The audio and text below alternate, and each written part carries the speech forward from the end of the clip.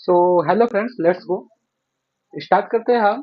अभी ये देख सकते हैं आप, ये हमारे हाथ में जो है इसका नाम है वेटिंग फॉर अ वीजा।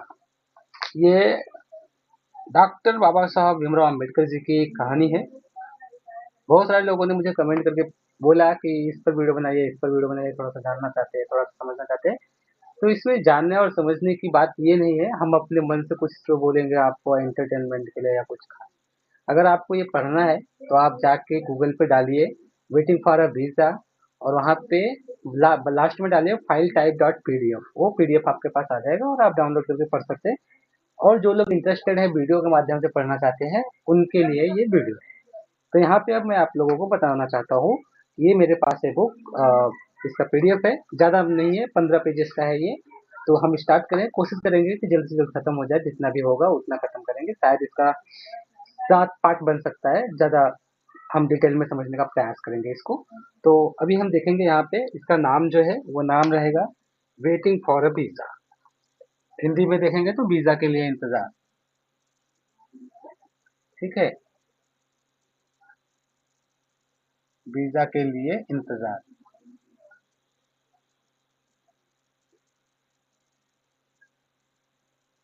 ये है हमारा शीर्षक। ठीक है, आगे हम यहाँ पे पढ़ते हैं कोई अम्बेडकर कैसे बनता है।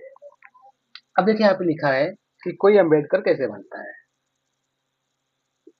कोई अम्बेडकर कैसे बनता है, तो यहाँ पे हम पढ़ेंगे और जानेंगे कि इनकी पूरी कहानी क्या है। कोई अम्बेडकर कैसे बनता है।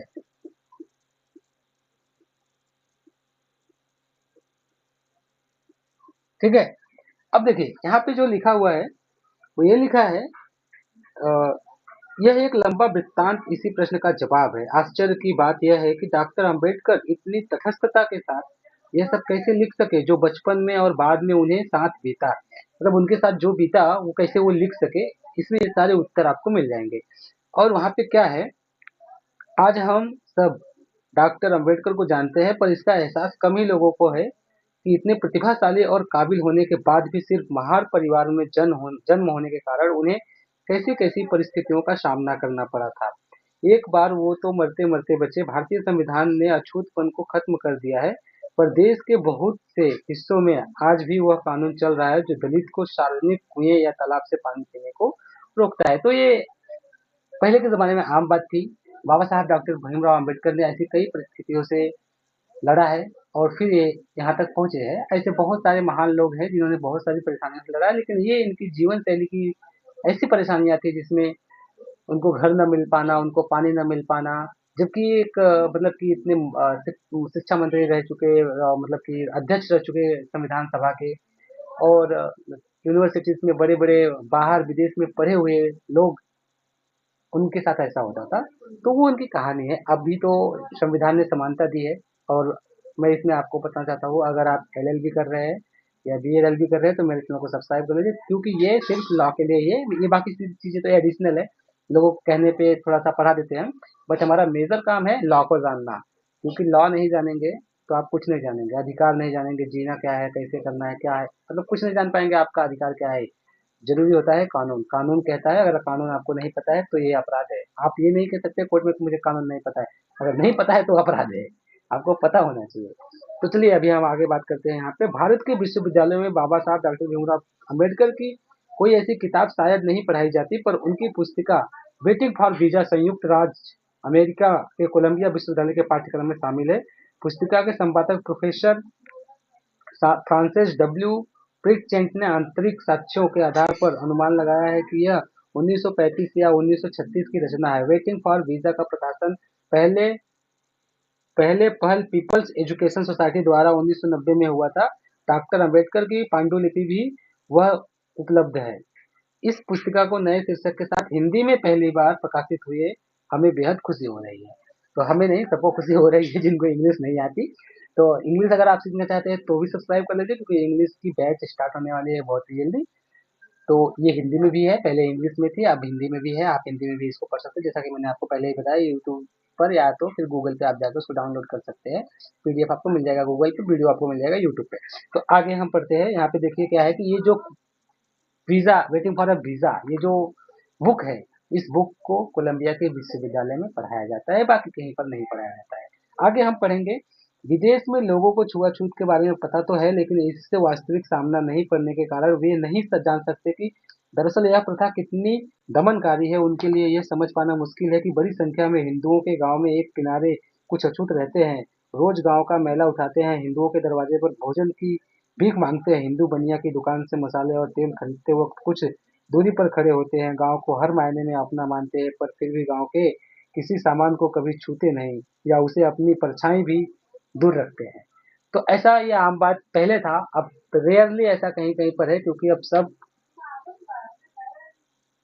पढ़े लिखे हैं और जान रहे हैं अधिकारों को। और कहीं ना कहीं अगर आप देखेंगे, आदिवासी लोग भी बहुत अभी तक आगे बढ़ चुके हैं और बहुत जरूरी था, और बढ़ रहे हैं यार। आदिवासी अभी देखेंगे बुलेट से चलते हैं, अपाचे से चलते हैं, वेरी गुड। तो अब तो पहले के जैसे दलित थे, अब तो मतलब ऐसा समझ लीजिए आपकी जो दलित की पहले की कंडीशन थी, या ऐसा आप समझ सकते हैं कि जैसे सवर्ण लोग जिस पोजीशन में पहले रहते थे, अब उस पोजीशन में दलित लोग रहते हैं। जैसे सवर्ण लोग पहले क्या होता था, अछूतों के पास मतलब कि जुग्गी रहती थी, या पन्नी वगैरह तिरपाल वगैरह बांध के, पॉलिथीन वगैरह बांध के रहते थे। और स्वर्ण लोग कैसे रहते थे, सवर्ण लोग, वो अच्छे से मकान में रहते थे, या तो टीने का होता होगा भाई, पहले ऐसा ही था, गरीबी थी तो शायद सबके पास होगी। तो उनके पास गार्डन पट्टी वाला घर होता था। लेकिन अब क्या है, अब उनके पास थोड़ी अच्छी इंटीरियर होती है, या बेहतरीन डिजाइन होता है। लेकिन दलितों के पास अब उनके वाला जो पहले वाला उनका था लिंटर वाला घर, वो उनके पास दलितों के पास है। तो ऐसे ही जो दलितों के पास था वो आदिवासियों के पास है। धीरे धीरे ये बढ़ रहे हैं लोग, और धीरे धीरे सुधार हो रहा है, ये होता रहेगा। आगे हम देखेंगे, अछूतों की ऊंची जाति के हिंदुओं के व्यवहार को बताने का बेहतर तरीका क्या हो सकता है। इसके दो तरीके हो सकते हैं, पहला सामान्य जानकारी दी जाए, फिर दूसरा अछूतों के साथ व्यवहार के कुछ मामलों का वर्णन किया जाए। मुझे लगा कि दूसरा तरीका ही ज्यादा कारगर होगा। उदाहरण में कुछ मेरे अपने अनुभव हैं, तो कुछ के दूसरे अनुभव हैं। अपने साथ हुई घटनाओं के जिक्र से शुरुआत करता हूँ। इसमें बाबा साहब डॉक्टर भीमराव अम्बेडकर जी ने अपने साथ हुए जो व्यवहार है उनके साथ वो शुरुआत कर रहे हैं, बताना चाहते हैं कि क्या होती है एक लिखना और एक प्रैक्टिकल। अगर आप नॉलेज लेते हैं कोई भी चीज़ का, अगर आपने प्रैक्टिकल नॉलेज लिया है, वो एक अलग एडवांस लेवल का एक्सपीरियंस होता है। अगर आपने सिर्फ बुक पे और पढ़ लिया है, थियरी कंप्लीट कर ली है, तो वो एक अलग चीज़ होती है। तो वो अपने साथ जो फिजिकली उन्होंने झेला है, वो बताना चाहते हैं। अब हम चलते हैं दूसरे पेज पे, और दूसरे पेज पर जाने के बाद हम इसको कर देंगे समाप्त।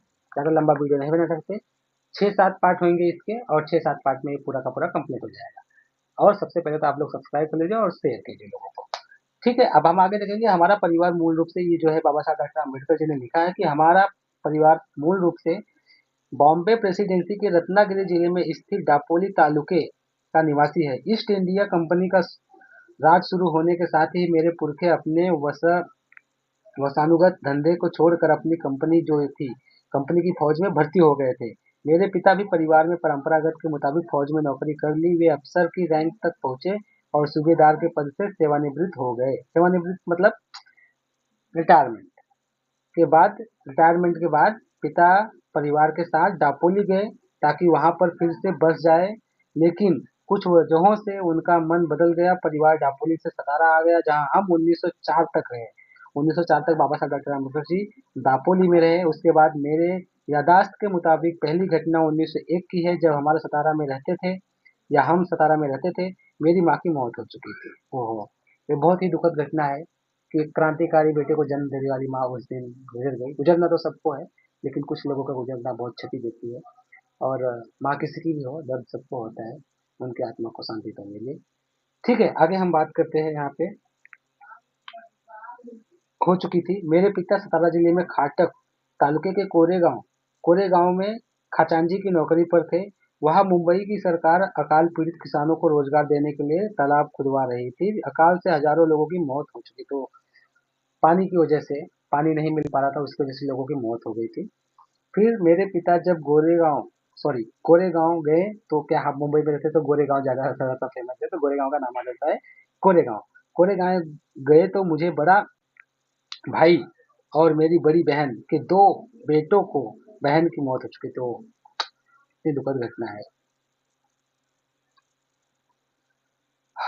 मेरी काकी और कुछ सहृदय पड़ोसियों के जिम्मे छोड़ गए। मेरी काकी काफी भली थी, लेकिन हमारी खास मदद नहीं कर पाती थी। वे कुछ नाटी और उनके पैरों में तकलीफ थी, जिससे वे बिना किसी सहारे के चल फिर नहीं पाती थी। अक्सर उन्हें उठाकर ले जाना पड़ता था। मेरी बहनें भी थी, उनकी शादी हो चुकी थी और वे अपने परिवार के साथ कुछ दूर पर रहती थी। खाना पकाना हमारे लिए एक समस्या थी, खासकर इसलिए कि हमारी काफ़ी शारीरिक असहायता के कारण काम नहीं कर पाती थी। हम 4 बच्चे स्कूल भी जाते थे और खाना भी पकाते थे, लेकिन हम रोटी नहीं बना पाते थे। इसलिए पुलाव से काम चलाते थे। पुलाव उस ज़माने में हुआ करता था ये तो मुझे नहीं पता था यार कि पुलाव भी हुआ होगा। पुलाव तो अभी रेस्टोरेंट में बनाते रखा था। ठीक है, वहाँ पर बनाना सबसे आसान था क्योंकि चावल और गोश्त मिलाने से ज़्यादा इसमें कुछ नहीं करना पड़ता। वो बिरयानी कह सकते हैं इसको। फिर पिताजी खजांची के लिए हमें देखने के लिए सतारा से आना उनके लिए संभव नहीं हो पाता था, इसलिए उन्होंने चिट्ठी लिखी कि हम गर्मियों की छुट्टी में कोरेगांव आ जाएं। हम बच्चे यह सोचकर ही काफी उत्तेजित हो गए क्योंकि तब तक हममें से किसी ने भी रेलगाड़ी नहीं देखी थी। तो देखो, बचपन में ये बड़ी ही मतलब कि दिलचस्पी होती है कि हम एक बार ऑटो में बैठ जाए, कार में बैठ जाए, बस में बैठ जाए, रेलगाड़ी में बैठ जाए, फिर हवाई जहाज में बैठने का सफर शुरू होता है। बहुत कम लोग पूरे कर पाते हैं। तैयारी सफर के लिए जो है कि यहाँ पे भाई साहब भारी तैयारी हुई। सफर के लिए अंग्रेजी स्टाइल के नए कुर्ते, रंग बिरंगी नक्काशीदार टोपी, नए जूते, नई रेशमी किनारी वाली धोती खरीदी गई। मेरे पिता ने यात्रा का पूरा ब्यौरा लिखकर भेजा था और कहा था कि कब चलोगे यह लिख भेजना ताकि वे रेल स्टेशन पर अपने चपरासी को भी भेज दें। हमें कोरेगांव तक ले जाएगा। इसी इंतजाम के साथ मैं और मेरा भाई मेरी बहन का बेटा सतारा के लिए चल पड़े। काफी जो है कि दूर जाने के बाद काकी को पड़ोसियों के सहारे छोड़ आए, जिन्होंने उनकी देखभाल का वायदा किया था। देखो, कैसे कैसे लोग होते थे कि मतलब पड़ोसी लोग किसी और की घर के परिवार को संभालने का वादा करते थे और संभालते थे। आज का ज़माना कैसा हो गया है। रेलवे स्टेशन पे हमारे घर से 10 मील दूर था। रेलवे स्टेशन हमारे घर से 10 मील दूर था, इसलिए स्टेशन तक जाने के लिए तांगा किया। तांगा मतलब वो घोड़े वाला रहता है ना, जिससे बैठते हैं, लकड़ी का रहता है, पहिया लगा रहता है, वो होता है तांगा। तांगा किया। हम नए कपड़े पहनकर खुशी में झूमते हुए घर से निकले, लेकिन काकी हमारी विदाई पर अपना दुख रोक नहीं सकी और जोर जोर से रोने लगी। ये तो लाजमी है, कोई भी जाता है तो घर के लोग थोड़े से सैड हो ही जाते हैं। हम स्टेशन पहुंचे तो मेरा भाई टिकट ले आया और उसने मुझे वह बहन के बेटे को रास्ते में खर्च करने के लिए दो दो आना रुपए, दो दो आना, आना जानते हो, 8 आना, 4 आना, ऐसे आना होते थे। अब ये आना ये मेरे को भी नहीं पता है, लेकिन 8 आना मुझे पता है, 50 पैसे को बोलते थे। हम फौरन शाह खर्च हो गए और पहले नींबू पानी की बोतल खरीदी। कुछ देर बाद गाड़ी ने सीटी बजाई। तो ये हमारा जो है कि 2 पेज हो गया समाप्त। हम अगला जो है अगली पार्ट में अगला पेज का शुरुआत करेंगे। Thank you so much for watching. Please share this video and subscribe this channel. Thank you, thank you, thank you.